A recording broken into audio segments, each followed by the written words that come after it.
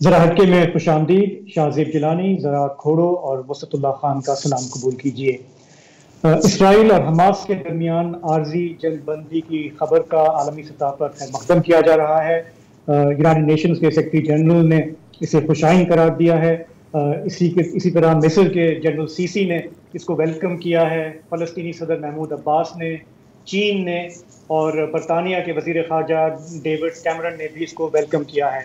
Over all اسے ایک break through کے طور پہ دیکھا جا رہا ہے، کیونکہ 7 ہفتوں میں یہ پہلی بار ہے کہ اسرائیل اور حماس نے عارضی ہی صحیح لیکن جنگ بندی پر اتفاق کیا ہے. جو معاہدہ طے پایا ہے قطر اور مصر کی ثالثی میں، اس کے تحت جمعرات کو صبح 10 بجے سے سیز فائر شروع ہوگا. حماس جو ہے وہ اسرائیل کے 200 سے زائد جو مغوی ہیں اس کے پاس، ان میں سے 50 کو رہا کرے گا، جبکہ جواب میں اسرائیل فلسطینی قیدی جو اس کے پاس موجود ہیں ہزاروں کی تعداد میں، ان میں سے 150 کو رہا کرے گا. اسرائیل نے یہ بھی کمٹمنٹ دی ہے کہ غزہ میں 300 ہیومینیٹیرین ایڈ لے کر ٹرک جو ہیں ان کو داخلے کی اجازت ہوگی. اور یہ جو عارضی جنگ بندی ہے اس کا دورانیہ ابھی 4 دن بتایا گیا ہے. تو ہمارے ہاں جو ریئلسٹ یا سینیکل مبصرین ہیں وہ کہہ رہے ہیں کہ اس عارضی جنگ بندی سے کچھ بھی نہیں ہوگا، کیونکہ اس سے پہلے اور اس کے بعد میں اسرائیل مسلسل وہاں پہ حملے بڑھا رہا ہے، تیزی لا رہا ہے، وہاں پہ جانیں ضائع ہو رہی ہیں. لیکن جو ہمارے کچھ پر امید اینالسٹ ہیں وہ یہ کہہ رہے ہیں کہ ایک کم از کم امید کی ایک کرن سامنے آئی ہے. اور اگر گو کہ یہ جو جنگ بندی ہے یہ نازک ہوگی، لیکن اگر دونوں فریقین اس کو ہولڈ کر لیتے ہیں سکسیسفلی، تو پھر شاید اس بات کی راہ ہموار ہو کہ آگے اسے ریپیٹ کیا جائے یا پھر کسی مستقل جنگ بندی کی طرف بڑھا جائے. تو ضرار اور وسعت، آج بھی ہم نے دیکھا کہ دن بھر حملے چلتے رہے غزہ میں. جی میں جو ہے دوسرے گروپ کے جو اینالسٹ ہیں ان سے میرا تعلق گروپ کے نہیں، سینیکل گروپ کے نو. اچھا دوسرا اس کی وجہ یہ ہے کہ یہی جو ہیومینیٹیرین جسے آپ بریک کہہ رہے ہیں، یہ 7 اکتوبر کے بعد سے روزانہ اقوام متحدہ میں اس کی بازگشت سنائی دیتی تھی، اور اس وقت امریکہ کہتا تھا کہ اس کی کوئی ضرورت نہیں ہے، اور ایگزیکٹلی اسی ٹرمینالوجی کے تحت کم و بیش جو شرائط چھوٹے ممالک پیش کر رہے تھے سیکورٹی کونسل میں، پلس رشیا اور چائنا بھی، اسی کی روشنی میں کم و بیش یہ معاہدہ ہوا ہے. بس یہ ہے کہ اس وقت تک ٹھنڈک نہیں پڑی تھی دل میں. اب چونکہ 14,000 کا فگر ہو گیا ہے فلسطینیوں کا، لہٰذا امریکہ جو ہے وہ بھی کہہ رہا ہے کہ بس ٹھیک ہے، وہ پرانی جو چیز ہے 4 دن کا اس لیے زیادہ بہتر ہے کہ کچھ نہ ہونے سے کچھ ہونا ایک تو بہتر ہے، نمبر 1. نمبر 2، ماضی میں بھی جب بھی 2008 سے میں دیکھ رہا ہوں اور آپ لوگ بھی دیکھ رہے ہیں کہ غزہ میں اس وقت یہ 5ویں جنگ ہے. شروع میں یہی ہوتا ہے، پہلے ہوتا تھا کہ مصر وہ ثالثی بیچ میں کرتا تھا تو ٹروس ہوتا تھا، اور اس کے بعد پھر رفتہ رفتہ وہ جنگ بندی میں ڈیولپ ہو جاتا تھا. دونوں میں سے کوئی بھی جو ہے اپنی ناک نیچے کرنے کو ظاہر ہے آبویسلی کوئی بھی تیار نہیں ہوگا، بھلے ہاتھی کا اور چونٹی کا ہی مقابلہ کیوں نہ ہو. لیکن یہ ہے کہ اس کی بنیاد پہ پھر ہوتا یہ ہے کہ ایک بلڈ اپ شروع ہوتا ہے. انٹرنیشنل کمیونٹی کہتی ہے یار 4 دن ہوئے نا، 8 دن غور کر کے دیکھ لو، 10 دن. تو اس طرح جو ہیں چیزیں ہوتی ہیں، فزل آؤٹ ہونے کی امید ہوتی ہے. لیکن مجھے اس دفعہ یہ امید اس لیے کم نظر آ رہی ہے کہ اسرائیل میں اس وقت جو الٹرا رائٹ گورنمنٹ ہے، اس کو خود جو انتہا پسند اسرائیلی ہیں وہ یہ کہتے ہیں کہ کانوں کو ہاتھ لگا کے بھیا 75 سال میں اس سے زیادہ جو ہے وہ ایکسٹریمسٹ انتہا پسند حکومت نہیں آئی. جی، اور یہ کچھ ایسا کہنا ہے کہ ابو بکر بغدادی کسی کو کہے کہ یار تیرے جتنا تو پاگل میں نے کسی کو دیکھا ہی نہیں. ٹھیک ہے. اچھا، میں تقریباً 100% نہیں تو 80% سینیکل گروپ میں ہوں. ٹھیک ہے. اور اس کی ایک وجہ یہ ہے کہ بالکل آپ کی بات بجا ہے وسعت اور شاہزیب، کہ ہو سکتا ہے کہ بیٹل رک جائے لیکن جنگ نہیں رکے گی. رائٹ. اور یہ جنگ شروع ہوتی ہے 1948 میں. اندلو ایجنسی نے ایک بڑا اچھا گرافک، سر میں ایک ویسی بات کر رہا ہوں، بڑا اچھا گرافک ہے اگر آپ دیکھیں کہ کس طرح دھیرے دھیرے پورے خطے پر کنٹرول کیا گیا نا. پہلے آپ نارتھ سے شروع ہوئے, یہ میں بات کر رہا ہوں, تھوڑے سے ایک ہسٹوریکل ویو دے رہا ہوں, لیکن اس کا ایک مقصد ہے, میں بہت نہیں کرنا چاہ رہا کسی کو. اب یہ بچا ہے رائٹ فلسطینیوں کے ہاتھ میں. آپ دیکھ رہے ہیں کہ ہر پوائنٹ پر یہ کوشش کی گئی ہے کہ آپ بکھر کر کے, تاکہ کوئی پولیٹیکل سیٹلمنٹ ممکن ہی نہ ہو, جس کو ہم دو ریاستی حل کہتے ہیں. آج بھی اگر ہم دیکھیں تو پیٹر لرنر صاحب جو اسرائیلی آکوپیشن فورس کے ترجمان ہیں تو وہ لنڈن سے ویسے, لیکن اب وہ اسرائیلی ہو گئے ہیں. وہ کہتے ہیں کہ جی جتنے آپ سارے ہاسٹیجز کو بھی ریلیز کرو, ہماری بمبارڈمنٹ رکے گی نہیں. اچھا, بمبارڈمنٹ آج بھی جاری ہے. انڈونیشین ہسپتال سے رپورٹ آئی ہے کہ وہاں پر بھی فائرنگ چل رہی ہے. 100 سے زیادہ لوگ آج بھی مرے ہیں جی. اور اس میں سب سے بڑی ٹریجڈی ہوئی ہے جبالیہ کیمپ میں, ایک ہی فیملی کے, جس میں دادا کی نسل سے لے کے آخری پوتے تک 52 لوگ ختم ہو گئے. یعنی وہ خاندان ہی اب صفحہ ہستی سے مٹ چکا ہے آج کے دن میں.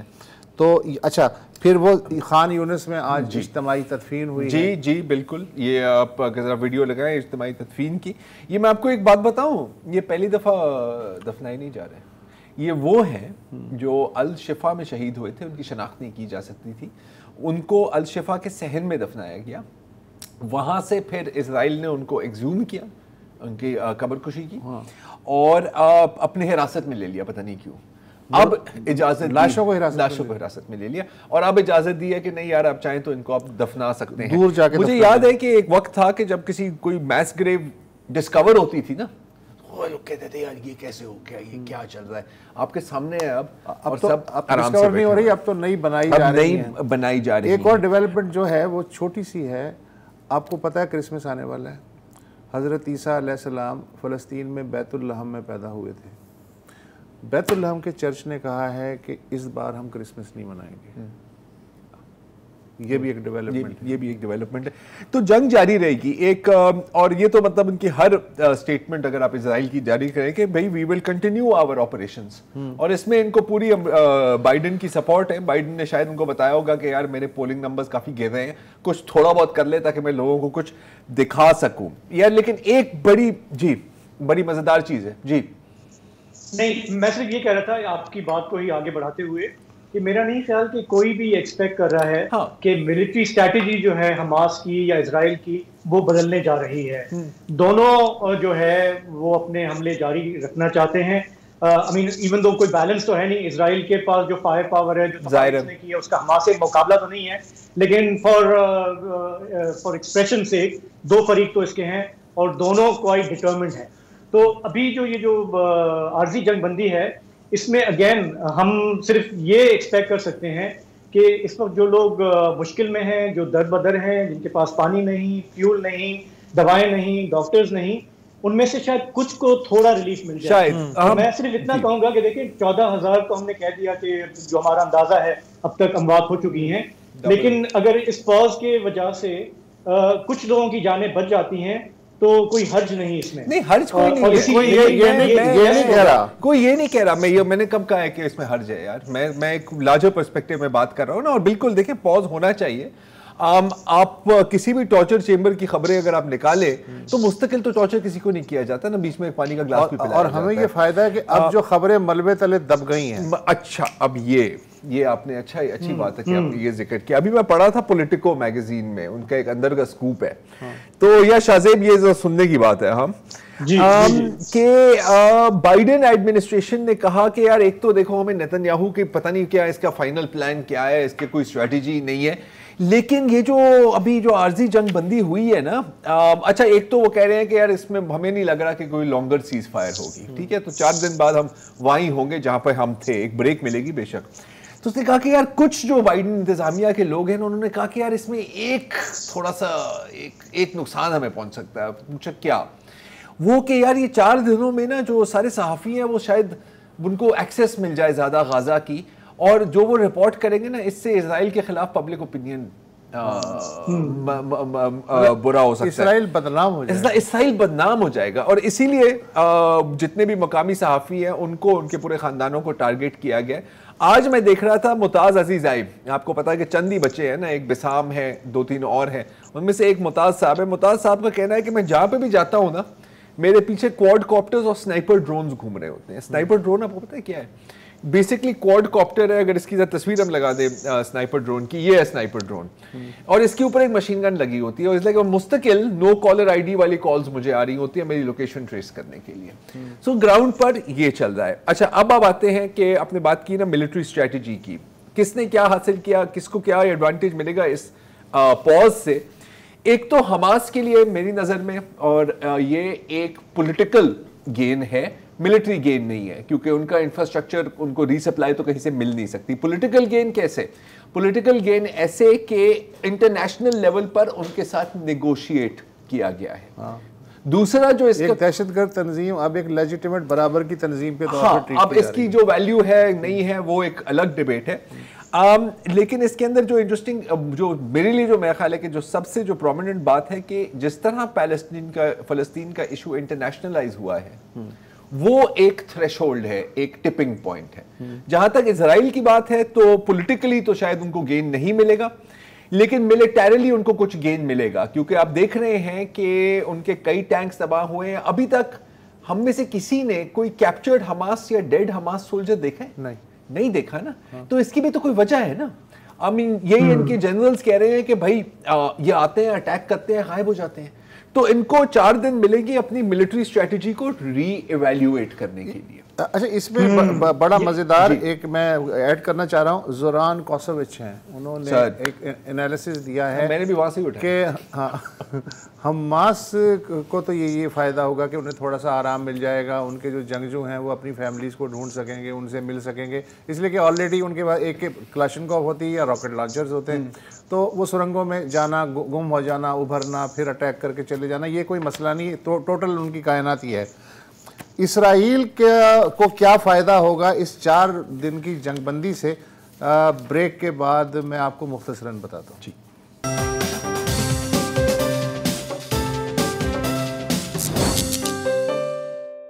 Welcome back. हमास का तो हम बता चुके हैं कि जंगबंदी का जो 4 दिन की सही, लेकिन उसमें फ़ायदा ये होगा कि उनके जो जंगजू हैं थोड़ी बहुत उनकी थकावट दूर हो सकेगी।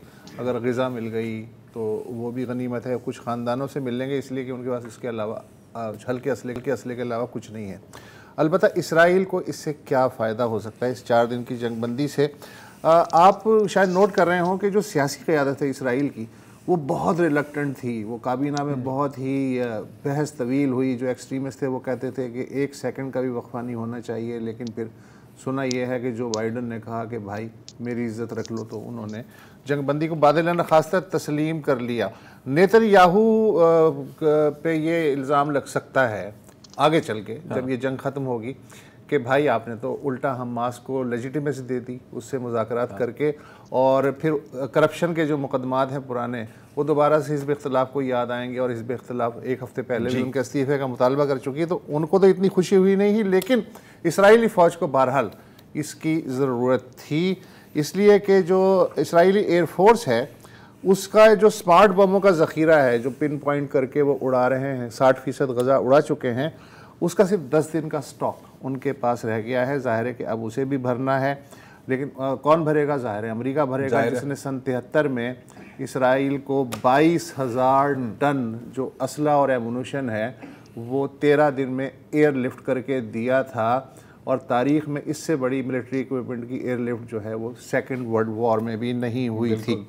अच्छा, लेकिन पिछले 2 हफ्ते में भी यही हुआ है कि मुसलसल अमरीकी जो गैलेक्सी तैयारे हैं वो बिन गोरियान, तल अबीब और सराय नजफ़ में उतर रहे हैं, और इसराइल को जर्मनी में जो अमरीकी फ़ोर्स का डिपो है वहाँ से असला और बारूद सप्लाई किया जा रहा है, जबकि ज़्यादातर जो भारी सामान है वो बज़रिया बहरी रास्ते भेजा जा रहा है।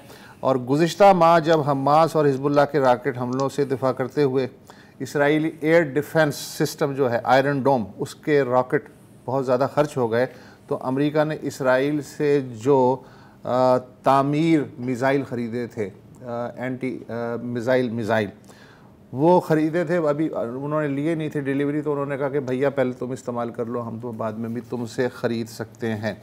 अच्छा, फिर मसला ये है कि हमास की सुरंगों से वो जो जाल है उससे कैसे निपटा जाए। अब तक जो है 4 कमांडोज उतरने की कोशिश में वहाँ मर चुके हैं, اور جو زیر زمین دیکھنے والے ریڈارز ہیں، جو تربیت یافتہ فوجی کتے ہیں یا دوسری ریلیٹڈ ٹیکنالوجی ہے، وہ اب تک ناکام ہو چکی ہے کہ اس جال کا انہیں ایک سرا تو مل جاتا ہے، باقی وہ کہاں تک جا رہا ہے انہیں اب تک ٹپائی نہیں دے رہا۔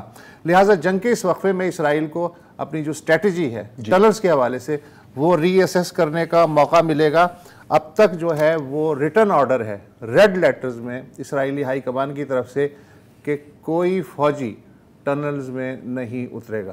بالکل، اور اگر اگین آپ جی شاہ صاحب ابھی جیسے ابھی وسط بھی بات کر رہے تھے، اس سے پہلے آپ بھی بات کر رہے تھے پولیٹیکل اور ملٹری کی، تو ہمیں میرا خیال ہے یہ بھی ریکگنائز کرنا ہوگا کہ حماس نے جو 7 اکتوبر کو جو کارروائی کی اسرائیل میں گھس کے، کیونکہ دیکھیں حماس کا اسرائیل کا یہ جو نفرت کا ایک رشتہ ہے، انتقام کا، ایک دوسرے کو نیست و نابود کرنے کا، حماس کو پتا تھا کہ اس کا بہت میجر ری ایکشن آئے گا۔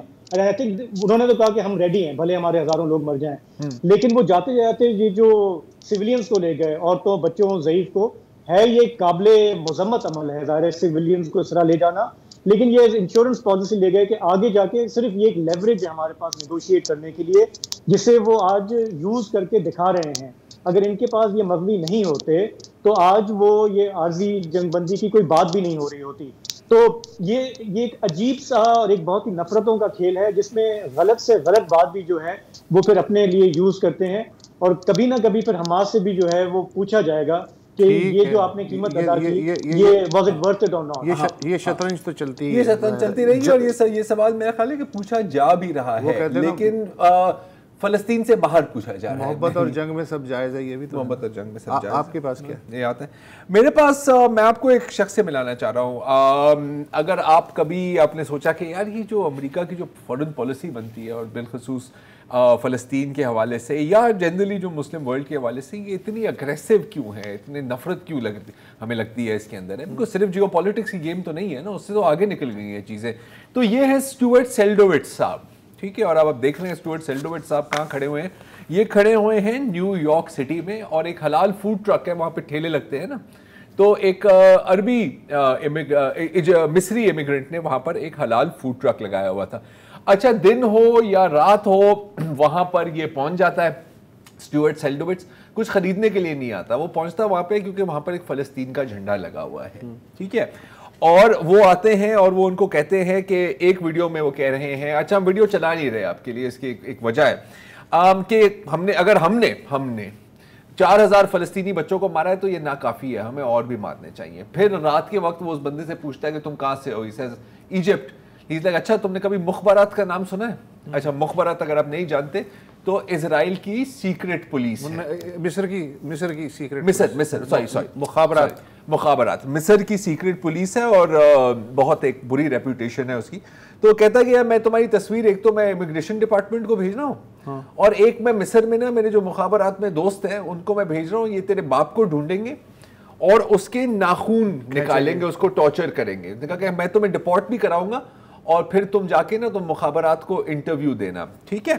اچھا کوئی بات نہیں یار، اب انہیں ہوتا رہتا ہے، اس طرح کے لوگ پاگل ہوتے ہیں کہیں نہ کہیں، پاگل نہیں ہے ویسے۔ یہ جو صاحب ہیں یہ اوباما ایڈمنسٹریشن میں ڈیپیوٹی ڈائریکٹر تھے U S department of state کے، کون سے آفس کے؟ Office of Israel and Palestinian affairs. سبحان اللہ۔ یہ 3 بار ان کو اسٹیٹ ڈپارٹمنٹ کا سپیریئر آنر ایوارڈ ملا ہے۔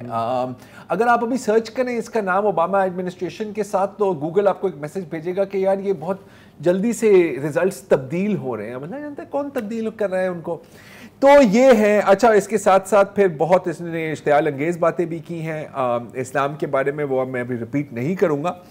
اور بار بار وینڈر اس کو جو ٹھیلے والا ہے وہ اسے کہتا ہے کہ سر اگر آپ نے کچھ خریدنا نہیں ہے تو آپ چلے جائیں، آپ یہاں سے چلے جائیں۔ اچھا پھر ظاہر ہے کہ انٹرنیٹ ہے سر، تو جب اس کی تصویر پوسٹ ہوئی ایک بندے نے کہا یار میں نے اس کی شکل دیکھی ہے، تو وہاں سے پھر اس کی ساری رزلٹ آئی۔ اچھا اس سے پوچھا گیا تو کیا جواب ملا کہ اصل میں یار وہ پتہ میں جذبات پہ قابو نہیں رکھ سکا، تو میں بڑے غصے میں تھا، تو میرے منہ سے ایسی چیزیں نکل گئی، مجھے تو اسلام اور مسلمانوں کے خلاف کوئی مسئلہ نہیں ہے۔ حالانکہ آپ دیکھیں تو مسکرا رہا ہے، بالکل کاملی بات کر رہا ہے، اگر آپ اس کی ویڈیو سنیں۔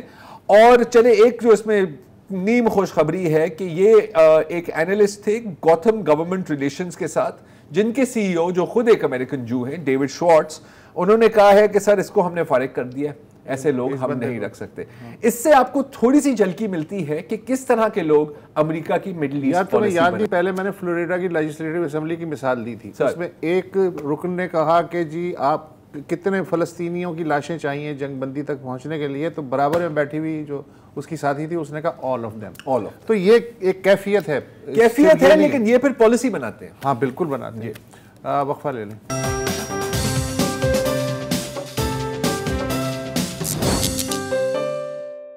Welcome back. ہم سب جانتے ہیں کہ پاکستان کئی برس سے انتہائی خونی دہشت گردی کی لپیٹ میں ہے. کبھی یہ تیز ہو جاتی ہے، کبھی یہ مدھم پڑ جاتی ہے، اور ہمارے ہاں کئی ادارے ہیں اس کے انسداد کے لیے. اس میں کاؤنٹر ٹیررزم ڈپارٹمنٹ بھی ہے جو کہ 4 صوبوں میں موجود ہے، ہر صوبے کا الگ الگ، جسے CTD کہتے ہیں. جو صوبہ خیبر پختونخوا کا جو کاؤنٹر ٹیررزم ڈپارٹمنٹ ہے، اس نے کل انتہائی مطلوبہ دہشت گرد 152 کے قریب تھے، ان کی ایک فہرست جاری کی، اور اس میں احسان اللہ احسان کو تو آپ جانتے ہی ہیں زرار صاحب، جی سنا ہے نا، اور عمر خراسانی کا نام بھی سنا ہوگا. اس لیول کے لوگ، اور ان کے ساتھ ایک اور نام بھی جڑا، اور وہ تھا احسان اللہ داوڑ کا. اچھا، ان کی نہ صرف تصویر شائع کی گئی بلکہ ان کے سر پہ تصویر کے ساتھ 10 لاکھ روپے کا جو انعام ہے وہ بھی، اس کا بھی اعلان کیا گیا. احسان داوڑ کا تعلق وزیرستان کے علاقے میر علی سے ہے، لیکن مسئلہ یہ ہے کہ وہ اس وقت کسی غار میں نہیں ہیں. ان کی لوکیشن جو ہے وہ بھی معلوم ہے، اور وہ جو قدرتی آفات سے نمٹنے کا صوبائی ادارہ ہے پروونشل ڈیزاسٹر مینجمنٹ اتھارٹی، اس کے PRO ہیں. نہ صرف یہ بلکہ ماضی میں ہمارے ہم پیشہ بھی رہ چکے ہیں. 95 سے 2018 تک صحافت کرتے رہے ہیں. میر علی وزیرستان سے تعلق ہے اور خاصے معروف ہیں اور جانے مانے جاتے ہیں صحافتی حلقوں میں. CTD کہتی ہے کہ ہم تو مالی ہیں، ہمیں تو کچھ نہیں پتہ ہے. CTD کی جو تفصیلات ہیں اس کے مطابق مئی 2018 میں وزیرستان کے علاقے خر کمر میں، آپ کو یاد ہوگا کہ فوجی چوکی کے ارد گرد فائرنگ ہوئی تھی جس میں 15 لوگوں کی جانیں گئی تھیں. اس واقعے کے بعد جو FIR کٹی، اس میں احسان داوڑ کا نام بھی شامل ہو گیا، مگر انہیں کل تک خبر نہیں تھی کہ وہ کتنے خطرناک دہشت گرد ہیں کہ ان کی گردن پہ 10 لاکھ روپے کا انعام رکھا گیا ہے. اس عرصے میں انہیں مفرور بھی قرار دے دیا گیا، لیکن انہیں خبر نہ ہوئی. اس عرصے میں وہ PDMA کے PRO بھی بن گئے، لیکن انہیں خبر نہ ہوئی. اور یہ مطلوب دہشت گرد آج بھی جو ہے PRO کی سیٹ پہ الحمدللہ بیٹھے ہوئے ہیں. تو اس وقت وہ ہمارے ساتھ موجود ہیں. احسان صاحب، انہوں نے وزیرستان کا ثقافتی ورثہ نام کی کتاب بھی لکھی ہے. صحیح. اور Ehsan sahab, thank you so much joining اس. آپ یہ بتائیے کہ کل سے لے کے آج تک آپ کیسا محسوس کر رہے ہیں؟ آپ کے خاندان والے، دوست اور آپ کے کلیگ اور افسران بالا یہ سب کیسا محسوس کر رہے ہیں آپ کے ساتھ بیٹھ کے؟ شکریہ وسط صاحب آپ کا، اور زرار کوڑو صاحب کا، اور شاذیب جیلانی صاحب کا. سچ بات یہ ہے کہ کل میں جب آفس سے آیا کوئی 4 بجے کا وقت تھا، تو میں چونکہ میران شاہ پریس کلب کا اعزازی ممبر ہوں اور اسی واٹس ایپ گروپ کا بھی میں ممبر ہوں. جب تک ہماری جاب پرماننٹ نہیں ہوئی تھی تب تک میں اس کے ساتھ ایز اے ریگولر ممبر بھی رہ چکا.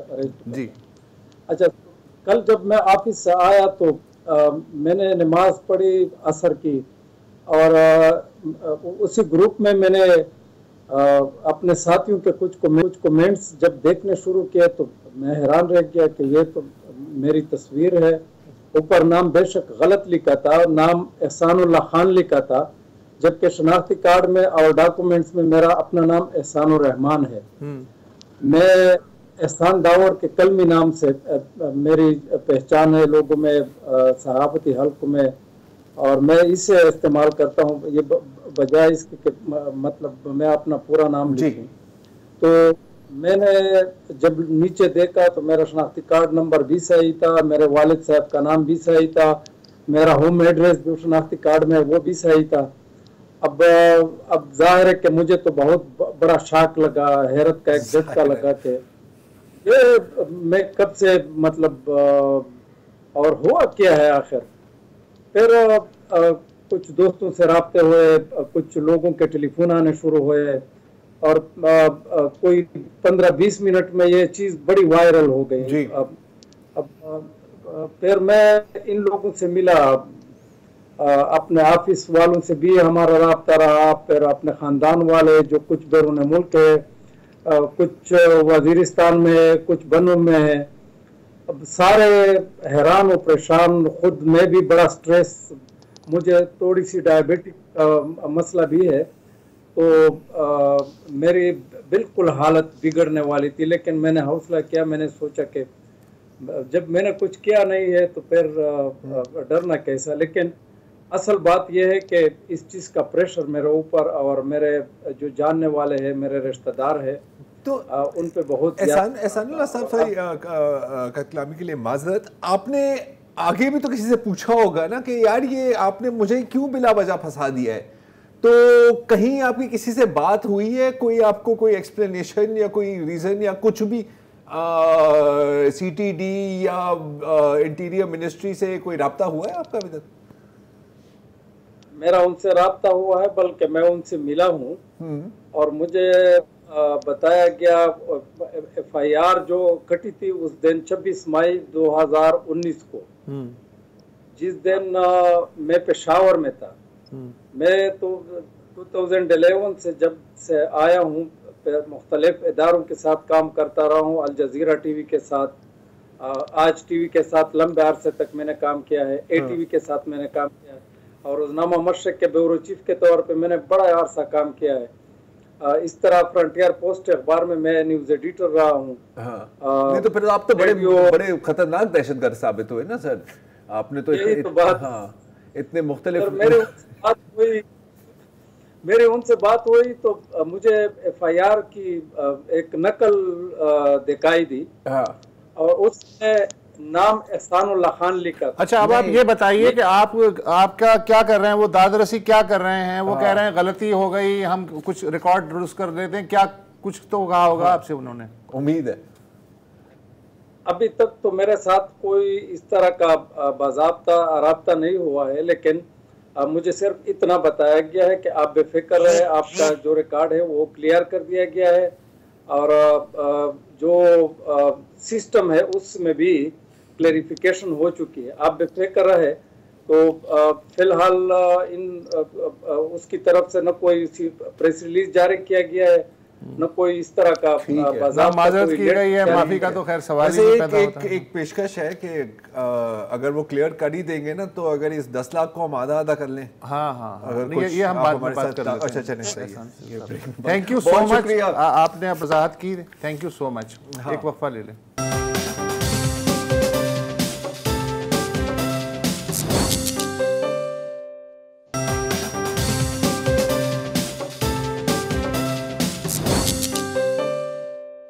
Welcome back. اور اگر ایمانداری سے بات کی جائے تو ہم سب بہت ناشکرے لوگ ہیں, ہم ہر ایک چیز کو فار گرانٹیڈ لے لیتے ہیں, جیسے کہ باتھ روم, ٹوائلٹ ہو گیا, ہم سب کے گھروں میں ٹوائلٹس ہیں, آفیسز میں ٹوائلٹس ہیں, ہمارے لیے کوئی مسئلہ نہیں ہوتا. اور مرد حضرات تو ویسے ہی آپ کو پتہ ہے ہمارا, ہم تو آپ دیوار پہ جتنا بھی لکھیں, ساری دھرتی ٹوائلٹ, ساری دھرتی ہمارے لیے ٹوائلٹ ہے.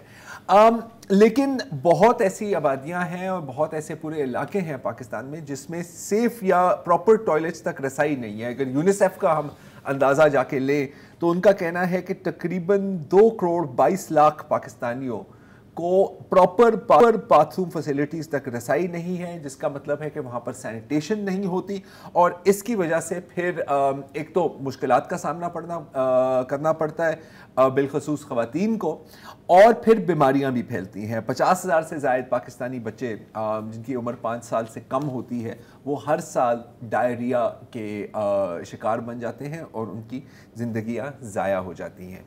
اچھا, کچی آبادیوں میں یہ اس طرح کا سلسلہ اس طرح کا مسئلہ اور بھی گھمبیر ہوتا ہے. جیسے کہ اسلام آباد میں اگر ہم ایک نظر ڈالیں تو سیکٹر F11-2 میں جو کچی آبادیاں ہیں وہاں پر بھی جو باتھ رومز کی فیسلٹیز تھی آپ سمجھے کہ نہ ہونے کے برابر ہیں.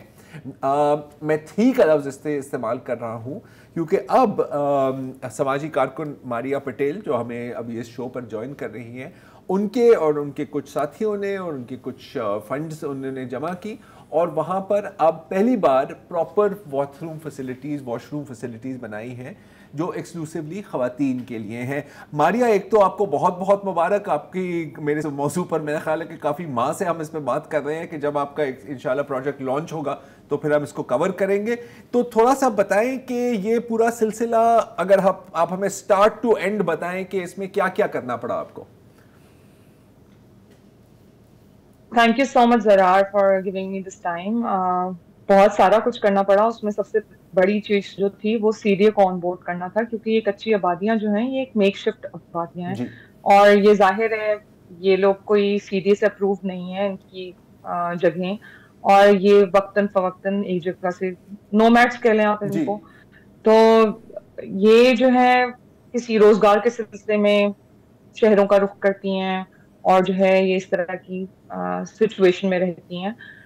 لیکن جب ان سے پوچھا جاتا ہے تو وہ یہ بتاتے ہیں کہ یہ لوگ سالوں سے اسی طرح کی کنڈیشنز میں رہ رہے ہیں اور مطلب بہت سارے لوگ یہ کہتے ہیں کہ ہم یہیں پہ پلے بڑھے ہیں اور یہیں پہ پیدا ہوئے ہیں. تو اگر ہم اس طرح کی چیزوں کو دیکھیں تو اس کی وجہ سے جو بیسکلی آئیڈیا یہ نہیں تھا کہ میں نے جو ہے کوئی کمیونل باتھ روم بنانا ہے. آئیڈیا یہ تھا کہ میں نے خواتین کو باتھ روم دینا ہے کیونکہ میں خود میرا جو تعلق ہے میں فلم میکر ہوں یا ریسرچر ہوں تو میں فیلڈ پہ بہت زیادہ جاتی تھی اور مجھے سب سے زیادہ مسئلہ یہ ہو رہا تھا کہ مجھے ایکسیس ٹو باتھ روم یا لائک بالکل میں ہر مرتبہ فیلڈ سے واپس آتی تھی مجھے UTI ہو جاتا تھا. ٹھیک ہے, PCOS کے مسئلے خواتین کو because like there is no access to bathroom. تو یہ تھا. تو اس کچی آبادی کے اندر جو ریزن یہ تھا کہ میں میپ کر رہی تھی کچی آبادیز ایک پروجیکٹ کے لیے. تو اس میں میرے اس آبادی جو کہ بہت ہی شہر کے بیچوں بیچ ہے, مطلب ایک بہت بڑے سامنے بینگلور فیسنگ ہے اور ان کو ایک اچھی آبادی کھلتی بھی ہے بیسکلی. تو ان کو ان کے لیے لائک اس طرح سے رہنا اور خاص طور پہ بہت ہیوی ٹریفک چل رہی ہوتی ہے رات میں وہاں پہ اور ہر طرح کے لوگ ہیں. تو یہ جو گروئنگ ایج کی بچی تھی وہ ایک دن دہاڑے وہ باتھ روم ایک ان کا جو میک شفٹ باتھ روم ہے جو کہ اگر میں نے آپ کو پکچر شیئر کی تھی وہ کچھ اس طرح کا ہے کہ وہ کرٹن سے یا کپڑوں سے بنا ہوا ہوتا ہے. تو وہ اس کو استعمال کرنے کے لیے جاتی ہے اور باہر اسی طرح کے ٹین ایج بچہ لڑکا ہوگا چھوٹا جو کہ آپ یہ بھی نہیں کہہ سکتے کہ وہ بالکل بڑا ہے, 17-18 سال کا بھی نہیں ہے اور وہ بالکل چھوٹا بھی نہیں. تو یہ جو عمر ہے یہ بہت زیادہ کمپلیکیٹڈ ہے اور وہ جو ہے لائک پہلے وہ آ کے کھڑا ہو گیا بچی کو جاتے ہوئے اندر دیکھ رہا تھا. like ایک میرے I was an eyewitness and I was just shocked. اچھا ایک پہلے تھا پھر 2 لڑکے اور جوائن کر لیا اس کو. So I was like this is horrendous. اگر یہ دن دہاڑے اتنے سارے لوگوں کی موجودگی میں چلتے پھرتے راہ گزر ہیں وہاں پہ ان کی موجودگی میں اگر یہ ہو رہا ہے تو رات میں کیا ہوتا ہوگا. So that was one of the reasons کہ جو ہے نا میں تھوڑا سا جو پبلک باتھ روم کی جو خواہش تھی میری کہ میں پبلک باتھ رومز لگاؤں گی خواتین کے لیے وہ تھوڑی سٹرنک ہو گئی اور ہم کمیونل باتھ رومز پہ آ گئے. کمیونل باتھ روم ایک بہت ہی ایکسپیریمنٹل چیز ہے اور یہ پاکستان میں پہلی مرتبہ جو ہے ہم نے اس کو ٹرائی کیا ہے کیونکہ اس کے اندر کمیونٹی کا آن بورڈ ہونا بہت ضروری ہے. ساری کمیونٹی نے 14-15 گھرانے اس کو استعمال کریں گے. 76 people will be using it. تو بہت ساری اس کی ٹیکنیکلٹیز ہیں. تو ان چیزوں کو سمجھتے ہوئے آپ کو لائک ہم نے علی عباس زیدی کا میں بہت زیادہ شکر گزار ہوں, ہائف کا, اور ایک ناہید وہاں پہ ہوتی ہے ناہید اسٹار جن کے ساتھ میں نے کنٹینیوس برین اسٹارمنگ کی ہے اور انہوں نے اس کو مجھے ڈیولپ کرنے میں ہیلپ کیا ہے. سو میں تو ایک آئیڈیا لے کے گئی تھی پبلک باتھ روم کا ان کے پاس, بٹ انہوں نے اس کو جو ہے لائک میرے پاس میں ملٹیپل ایشوز لے کے گئی تھی ان کے پاس کہ یار میں خواتین کا بھی باتھ روم لگانا ہے, دوسری طرف میں یہ بھی ایشو لے کے گئی تھی کہ نا اس کمیونٹی کے اندر باتھ روم لگانا ہے. تو انہوں نے like they help me in connecting the dots making एक कॉम्प्रिहेंसिव प्लान। मारिया, मेरा ख्याल है कि शाहजेब एक सवाल पूछना चाह रहा है, मुझे नहीं पता उनकी आवाज आप तक पहुंच रही है। जी शाहजेब, मैं ये पूछना चाह रहा था कि ये जो आपने बहुत अच्छे तरीके से एक्सप्लेन किया कि आप मोटिवेट कैसे हुई, मुझे जो काफ़ी फैसिनेटिंग चीज़ लगी इस छोटे से प्रोजेक्ट की वो ये कि इको फ्रेंडली भी है। मतलब आपने इसमें बात की है सेप्टिक टैंक्स की, सोलर पैनल्स की, थोड़ा इसके बारे में बताएं, क्योंकि हमारे आम तौर पे इवन अभी मैं सवात में हूँ, यहाँ पे इतने सारे होटल हैं रिवर सवात के साथ, उन सारे होटल्स का मुझे बताया गया है कि जो इंसानी फुजला है वो सीधा अनट्रीटेड रिवर के अंदर जाता है, लेकिन आप इसको किसी दूसरे तरीके से टैकल कर रही हैं, जरा इसके बारे में बताएं हमें। जी, सो बेसिकली मैं खुद शहरों से ताल्लुक है, हमारे यहाँ जो है ना सारा जो सीवेज है वो आपका जो है ना सीवेज पाइप में चला जाता है, तो आपको अंदाजा नहीं है कि सेप्टिक टैंक्स भी एक सोल्यूशन है। ये इंडिजिनस तरीका है और बनी गाला इस्लामाबाद के अंदर जो हिली एरियाज है वहाँ पे ये यूज होता है, और बहुत सारे इवन पहाड़ी इलाकों में, गिलगित में और मैं हुंजा वगैरह में भी लोगों से पूछा तो वहाँ पे भी जो इंडिजिनस कम्युनिटीज हैं वो सेप्टिक टैंक का इस्तेमाल करती हैं। वो क्या है उसके अंदर की एक लेयर्स बनाई जाती हैं, ठीक है, ताकि आपका जो सॉलिड ग्रे वाटर जो है, टॉक्सिक वाटर जो है वो जो है फ्रेश वाटर के साथ मिक्स ना हो, क्योंकि हम ओपन डेफिकेशन या हम जो है इस तरह से, तो उससे हेपेटाइटिस ए जो है वो बहुत बढ़ जाता है। हेपेटाइटिस ए की बीमारी बहुत ज्यादा फैल जाती है, जो कि इस्लामाबाद के अंदर बहुत ज्यादा एक मशहूर सिंगर है, उनको भी ये फेस करना पड़ा था कि उनका लिवर डिस्फंक्शन हो गया था। और जी अच्छा मारिया, सॉरी वक्त थोड़ा सा कम है हमारे पास, तो एक आखिरी सवाल आपसे। अब जाहिर है कि ये कम्युनिटी बेस्ड प्रोजेक्ट है, तो मैं ये जानना चाह रहा हूँ कि जब ये फाइनली फंक्शनल हो गया, आपने वो कच्ची आबादी वालों को दिखाया, रिएक्शन क्या आया था उनकी तरफ से? भाई उनको तो यकीन ही नहीं आ रहा था इस बात पे, वो तो बार बार ही बोल रहे थे कि हमारा बाथरूम है, ये तो बड़े बड़े घरों में होता है उस तरह का बाथरूम है। क्योंकि जब हमने नीड असेसमेंट की थी शुरू में तो उनसे पूछा था कि उन्हें क्या क्या चाहिए, तो उन्होंने कहा था छत होनी चाहिए, दीवारें होनी चाहिए, लाइट होनी चाहिए, क्योंकि रात में उनको जाते हुए डर लगता है ख्वातीन को खासतौर पे। और इस सर्वे खासतौर पे ख्वातीन से किया गया, तो उनसे पूछा गया था कि उनकी क्या रिक्वायरमेंट है, तो उन्होंने जो जो बातें की थी उसको बेस बना के हमने ये डिजाइन किया था। सिर्फ हमने अपनी तरफ से जो चीजें लगाई थी वो ये था कि सोलर पावर्ड होना चाहिए, क्योंकि कच्ची आबादी है तो यहाँ पे लाइट का तो नहीं है, ठीक है। इसी तरह से पानी का, मारिया हमारा वक्त खत्म हो रहा है, लेकिन अगेन बहुत बहुत हो, और बहुत फलाई तंजीमें हैं पाकिस्तान में, बहुत कॉर्पोरेट्स भी हैं पाकिस्तान में, तो अगर कभी किसी का ये जहन में आए कि यार कोई चैरिटी की जगह ये भी एक चैरिटी की ही किस्म है, तो मेरा ख्याल है कि बहुत जो इस तरह के इश्यूज़ हैं वो इसी तरह हल भी हो सकते हैं। आज के लिए इतना ही जी, इजाज़त दीजिए, खुदा।